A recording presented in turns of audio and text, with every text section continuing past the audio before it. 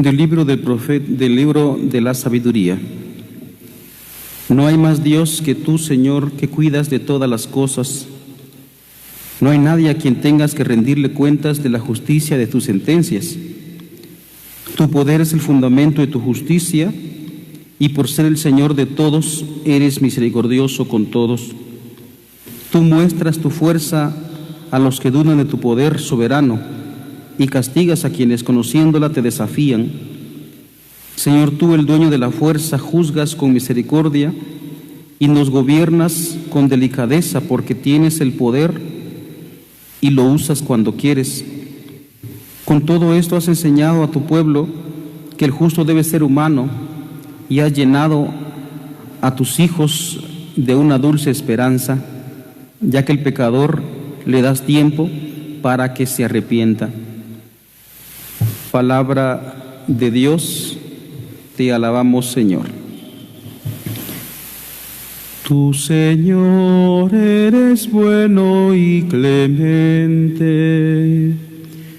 Tú, Señor, eres bueno y clemente. Tú, Señor, eres bueno y clemente, rico en misericordia con los que te invocan. Señor, escucha mi oración, atiende la voz de mi súplica. Tú, Señor, eres bueno y clemente. Todos los pueblos vendrán a postrarse en tu presencia, Señor. Bendecirán tu nombre. Grande eres tú y haces maravillas. Tú eres el único Dios. Tú, Señor, eres bueno y clemente. Pero tú, Señor Dios clemente, misericordioso, lento a la cólera, rico en piedad y leal, mírame, ten compasión de mí. Tú, Señor, eres bueno y clemente.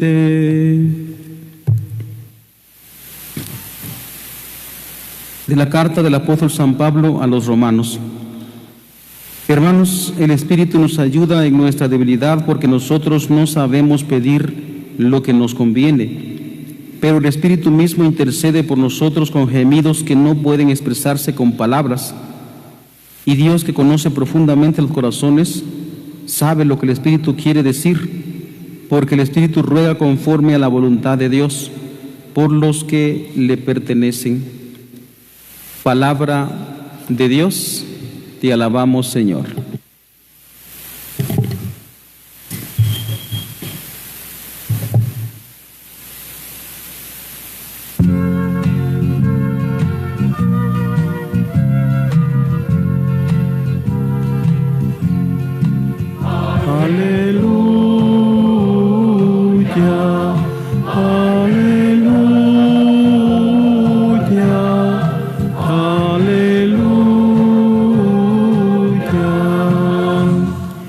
Te doy gracias, Padre, Señor del cielo y de la tierra, porque has revelado los misterios del reino a la gente sencilla.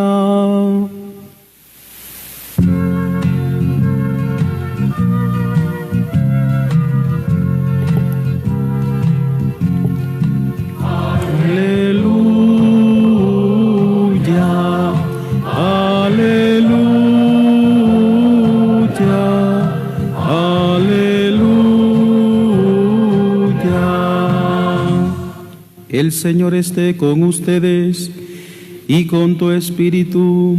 Lectura del Santo Evangelio según San Mateo. Gloria a ti, Señor. En aquel tiempo Jesús propuso esta parábola a la muchedumbre. El reino de los cielos se parece a un hombre que sembró buena semilla en su campo. Pero mientras los trabajadores dormían, llegó un enemigo del dueño, sembró cizaña entre el trigo y se marchó. Cuando crecieron las plantas y se empezaban a formar las espigas, apareció también la cizaña. Entonces los trabajadores fueron a decirle al amo: Señor, ¿no sembraste buena semilla en tu campo? ¿De dónde pues salió esta cizaña? El amo le respondió: de seguro lo hizo un enemigo mío. Ellos le dijeron: ¿quieren que vayamos a arrancarla? Pero él les contestó: no sea que al arrancar la cizaña arranquen también el trigo.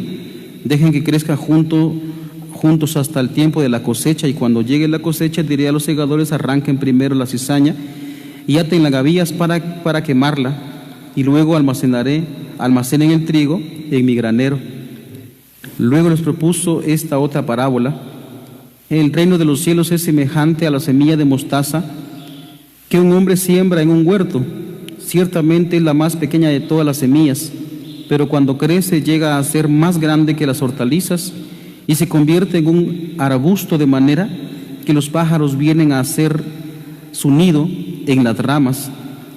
Les dijo también otra parábola: el reino de los cielos se parece a un poco de levadura que tomó una mujer y la mezcló con 3 medidas de harina, y toda la masa acabó por fermentar. Jesús decía a la muchedumbre todas estas cosas con parábolas, y sin parábolas nada les decía, para que se cumpliera lo que dijo el profeta: abriré mi boca y hablaré con parábolas, anunciaré lo que estaba oculto desde la creación del mundo. Luego despidió a la multitud y se fue a su casa. Entonces se le acercaron sus discípulos y le dijeron: explícanos la parábola de la cizaña sembrada en el campo. Jesús les contestó: el sembrador de la buena semilla es el Hijo del Hombre, el campo es el mundo. La buena semilla son los ciudadanos del reino, las cizañas son los partidarios del maligno. El enemigo que la siembra es el diablo. El tiempo de la cosecha es el fin del mundo, y los segadores son los ángeles. Y así como recogen la cizaña y la queman en el fuego, así sucederá al final del mundo.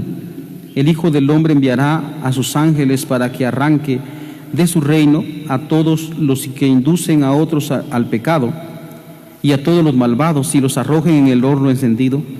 Allí será el llanto y la desesperación. Entonces los justos brillarán como el sol en el reino de su Padre. El que tenga oídos, que oiga. Palabra del Señor. Gloria a ti, Señor Jesús. Bien, los que están en casa se pueden sentar por un momento, pero por favor a controlarse, ¿verdad?, para no dormir en el sillón, por si hay un sillón o lo que sea. Vamos a tocar 4 puntos en esta homilía. Los que estuvieron la semana pasada conmigo en las transmisiones, pues yo di una clase de parábolas, ¿verdad? Una clase como un maestro en un pizarrón y unos alumnos. Una clase de parábolas para poder interpretar bien. ¿Por qué? Porque la semana pasada empezamos con esta serie de, digamos, este apartado de la Escritura, en donde aparecen pues varias parábolas. La semana pasada leímos 1, hoy leemos 3, y por supuesto dentro de 8 vamos a escuchar algunas otras parábolas. Y por eso es que quisiera dar esta clasecita de parábolas antes de entrar a la reflexión en sí misma. Primero es, ¿qué es una parábola? Una parábola es una comparación que hace Jesucristo tomado de la vida ordinaria de la gente, de las personas, de la sociedad, para ejemplificar cómo es el reino de los cielos. En pocas palabras, o más bien dicho de otra manera, cómo es Dios. Pero como digo, toma los ejemplos de la vida pues cotidiana, algo bien sencillo. Esa es una parábola, una comparación. Muy bien, entonces arranquemos con la clase de parábolas. En el caso de estas parábolas o de la mayoría de parábolas, normalmente empiezan de la siguiente manera: el reino de los cielos se parece a, y empieza a narrar las parábolas, en este caso, como ya dije, 3. Ese es un primer punto. El segundo punto es que normalmente Jesucristo, estas parábolas que menciona, los presenta como algo normal, algo que no es normal. Ojo con eso, porque eso es muy importante. ¿Por qué decimos eso? Porque Jesucristo, por ejemplo, la semana pasada, se recordarán ustedes, que presenta un sembrador poco común. El sembrador que todos nosotros conocemos es el sembrador, pues que evidente va a componer la tierra y va a echar la semilla pues en el surco, en la tierra buena normalmente. Pero no, ese sembrador que presentaba la semana pasada Jesucristo, pues parece que es un sembrador que no sabe sembrar, es un mal sembrador. Es él, ¿va? ¿Por qué? Porque él parece que lleva un suburral y como que se le caen las semillas por el camino, ¿no? Se le cae ahí donde va pasando, ahí se le cae la semilla. Por eso es que él dice, pues una semilla cayó en espinas, otros cayó en la piedra y otros cayó a lo largo del camino. Ese sembrador entonces como que no sabe sembrar, porque usted que es sembrador, usted que es agricultor, usted no sembraría semilla, pues ahí no deja que se le cae la semilla, sino que usted prepara la tierra, el surco bien hecho y ahí echa la semilla. Ven que es que presenta a Jesucristo algo, esto como normal, algo que no es normal. En esta ocasión aparece aquí, como digo, la parábola de la cizaña, el trigo y la cizaña. Y este sembrador parece que también como que no sabe qué es sembrar, porque todo agricultor, lo normal es que, como ya dije, prepara el terreno, quita el monte que no funciona, hace los surcos y en medio de eso va echando la semilla. Háblese de cualquier tipo de semilla, en el caso de nosotros, pues milpa, frijol, repollo, lo que sea. Pues normalmente hasta pita le echan los agricultores para que ese surquito sale por así excelente. En cambio, este sembrador parece que no sabe sembrar. ¿Por qué? Porque en primer lugar ni preparó el terreno. En segundo lugar, cuando ya sembró la semilla, brota también el monte que se le parece a la semilla y no lo corta. En cambio, ¿usted conoce algún sembrador, algún agricultor que no quite hierba mala, que no quite monte? Pues de hecho, si hablamos de la siembra de la semilla del maíz, lo normal es que el agricultor empiece cortando el monte que no sirve, prepara el terreno y siembra la semilla. Y el resto del año, cuando va creciendo la milpa, pues su trabajo consiste en ir quitando monte. Pero este sembrador parece que no. Ven, ahí está la clasecita de parábolas que Cristo lo presenta de tal manera como que fuera normal no quitar monte. Entonces eso tenemos que tener muy en cuenta, porque eso es una enseñanza. Eso es una enseñanza para nosotros. Muy bien. Entonces ya ven entonces la dificultad. Vamos a ir contestando a una incógnita que también les dejé la semana pasada. Eso la contestan ustedes. En este caso es ¿por qué este sembrador deja que crezcan la mala semilla o el monte a la par de la semilla buena, o lo que queremos crecer? En el caso de nosotros no conocemos mucho el trigo y la cizaña. Nosotros no lo conocemos mucho porque no es parte de nuestra cultura, en algunos sectores, algunos pocos. Pero hagan de cuenta tal vez milpa o zacatón o caña dulce o zacatón, en esas cosas se parecen mucho. Muy bien, pero bueno, pasemos al segundo punto ahora, terminada la clase ahora de parábolas, la clasecita de parábolas. Vamos a la segunda parte. También retomo palabras que dije la semana pasada. Jesucristo hoy dice en la última parte, nuevamente termina con algo que pasaba la semana pasada. Él dice, entonces los justos, dice, el que tenga oídos, que oiga. ¿Por qué dice eso? Y la respuesta la vamos a encontrar, lo que decía Jesucristo la semana pasada. Se los voy a leer nuevamente para que descubramos cuál es el sentido de esa expresión. Cuando los discípulos le preguntaban ¿por qué les hablas en parábolas?, Jesucristo les decía, vamos a ver, dice, aquí está. Él le respondió, a ustedes se les ha concedido conocer los misterios del reino de los cielos, pero a ellos no. Al que tiene se le dará más y tendrá en abundancia, pero al que tiene poco, aún eso poco se le quitará. por eso les hablo en parábolas. Escuchen bien, y esta es la sentencia que nosotros tenemos que tener mucho cuidado. La sentencia que da Jesucristo es esta: por eso les hablo en parábolas, porque viendo no ven y oyendo no oyen ni entienden. ¿Y cuántas veces nosotros también escuchamos y escuchamos y escuchamos, pero a la hora de la verdad parece que no entendemos? Jesucristo por eso es que toma esas cosas normales de la vida, de nuestra sociedad, de nuestra vida, para que nosotros aprendamos pues a discernir, a trabajar nuestra cabeza, a ponerlo por obra, no solo entenderlo, sino ponerlo por obra. Necesitamos muchas veces trabajar nuestra mente, que seamos críticos, porque lastimosamente en el caso, a mí me da mucha pena, pero en el caso de cuando se nos explican la Escritura, muchas veces solo medio lo oímos o incluso nos dormimos, pero cómo es impresionante que a la hora de la verdad, lo que nos dice el mundo, lo que nos dice la sociedad a través de la televisión, de la radio, de las redes sociales, de los anuncios, eso sí lo captamos y lo entendemos, a pesar de que muchas veces ni siquiera le ponemos foco, eso sí lo captamos y eso es lo que hacemos. Entonces, por eso es muy interesante, pero al mismo tiempo muy lamentable, lo que dice Jesucristo de muchos de nosotros. Esperemos que nosotros no estemos contados en eso, donde dice, porque viendo no ven y oyendo no oyen. Y entonces él lanza esa expresión que dice el profeta, dice: a ellos se cumple aquella profecía de Isaías que dice: oirán una y otra vez y no entenderán, mirarán y volverán a mirar, pero no verán, porque este pueblo ha endurecido su corazón, ha cerrado sus ojos y tapado sus oídos, con el fin de no ver con sus ojos, ni oír con sus oídos, ni comprender con el corazón, porque no quieren convertirse, ni que yo los salve.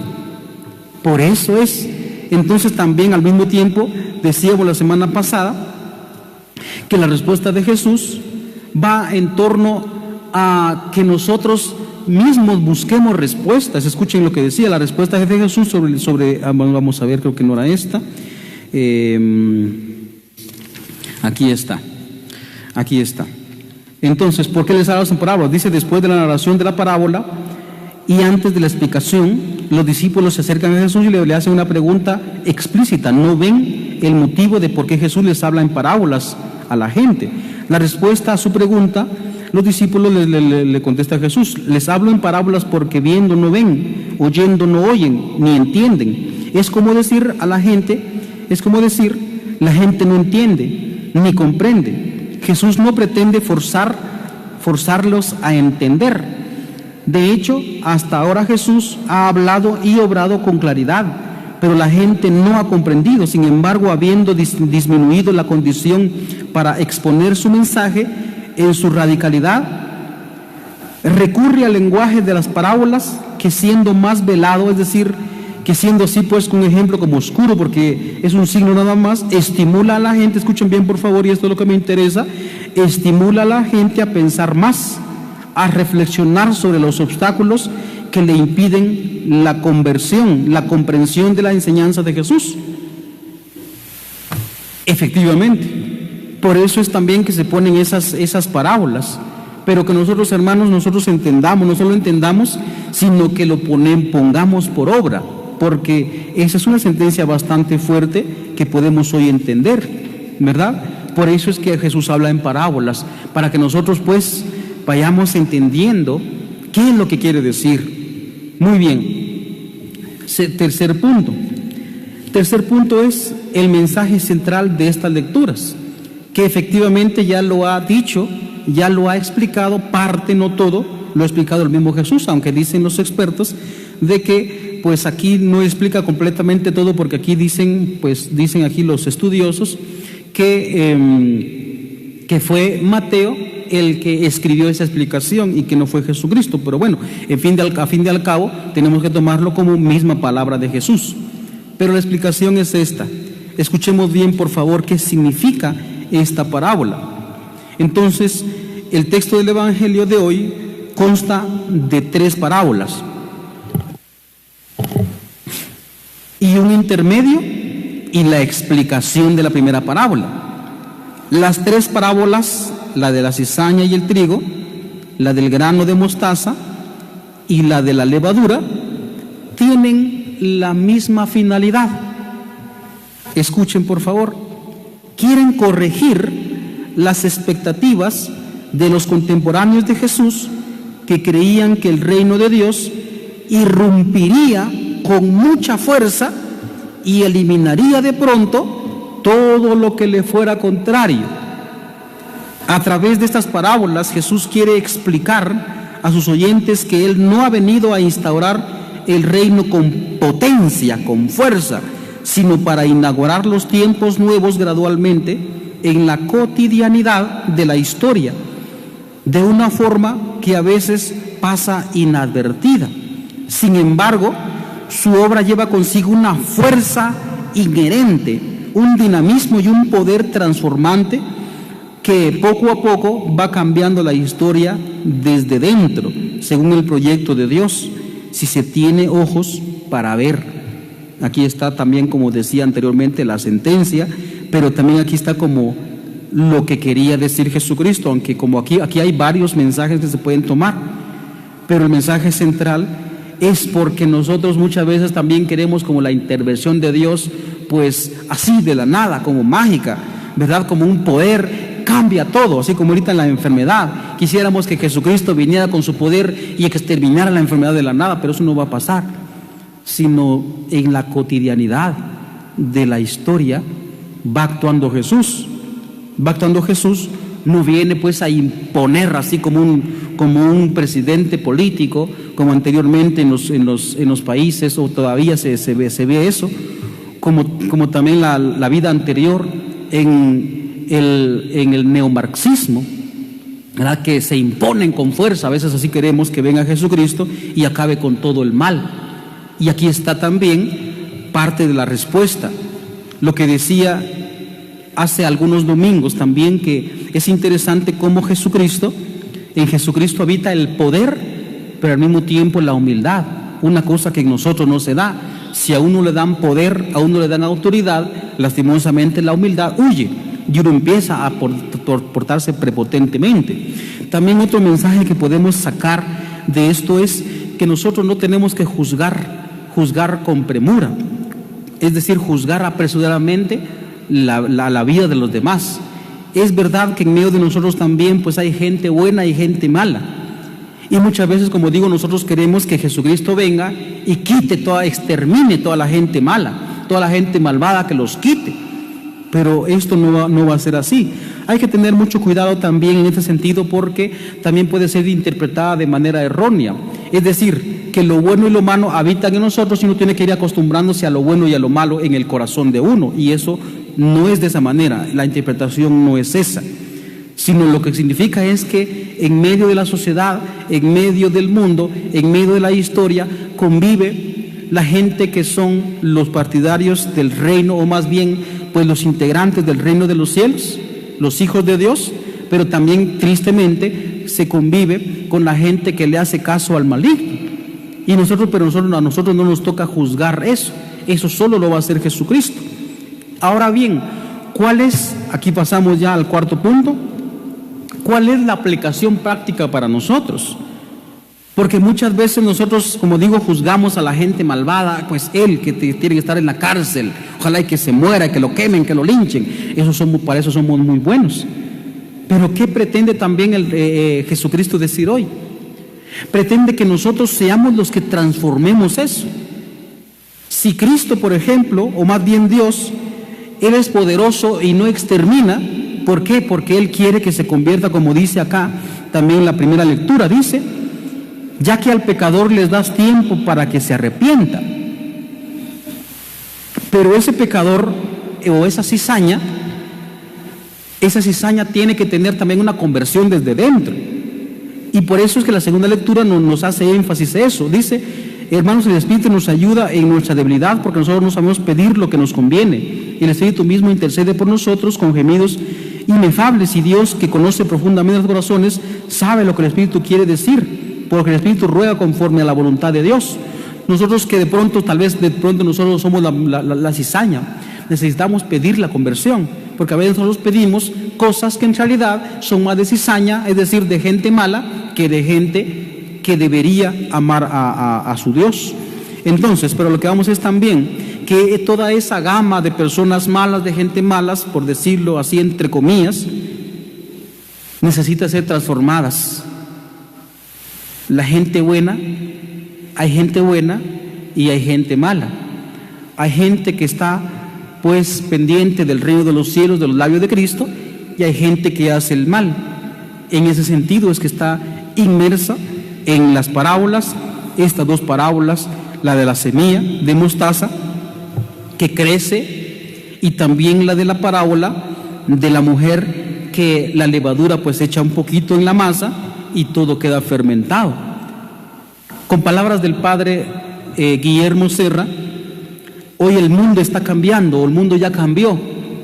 De pronto nos vamos a tener que sumergir en un puñadito de personas cristianas en medio de una gran cantidad de personas que de pronto abandonen la fe, o que de hecho ya han abandonado la fe, o por decirlo de manera anterior a esta enfermedad, pues las grandes masas de personas, la mayoría son increyentes, por decirlo de esa manera, porque incluso algunos se vuelven ateos, y nos toca convivir algunos poquitos de personas cristianas en medio de la sociedad, y nosotros tenemos que ser así como esta levadura de esta mujer, que un poquitito y da fermento a la masa.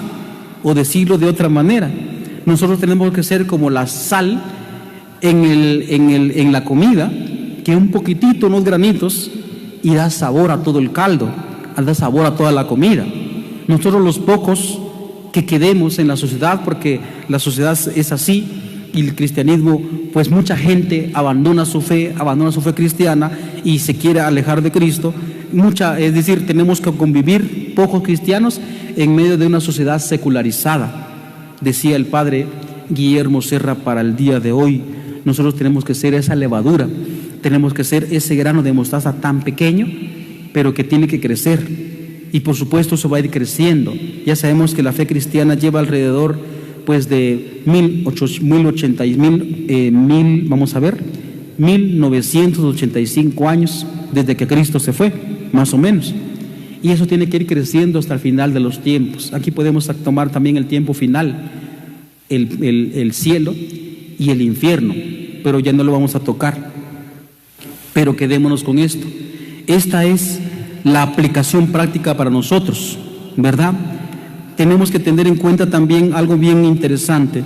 Como decía, que el mal y el bien van a convivir, pero eso no significa yin-yang. Yin-yang es una mentalidad oriental, ¿verdad? Es decir, el mal subsiste y nosotros los cristianos debemos borrar ese mal. Nosotros tenemos que acabar con ese mal, pero no de manera violenta, como a veces pensamos hacerlo, ¿verdad? Que matamos, por ejemplo, a algún ladrón, que se cuide el ladrón. No, sino con amor, con paciencia, como hace el Padre. Así tenemos que borrar nosotros también el mal. Ojalá que nosotros entonces nos apliquemos a borrar ese mal de la sociedad. Cristo nos está poniendo un trabajo. Así como el Padre es misericordioso y corrige con amor a los que no quieren entender, así también nosotros tenemos que hacerlo, no por la fuerza, no con violencia, sino de otra manera, con amor, con misericordia, como nos dice el Padre. Alabado sea Jesucristo, por siempre sea alabado.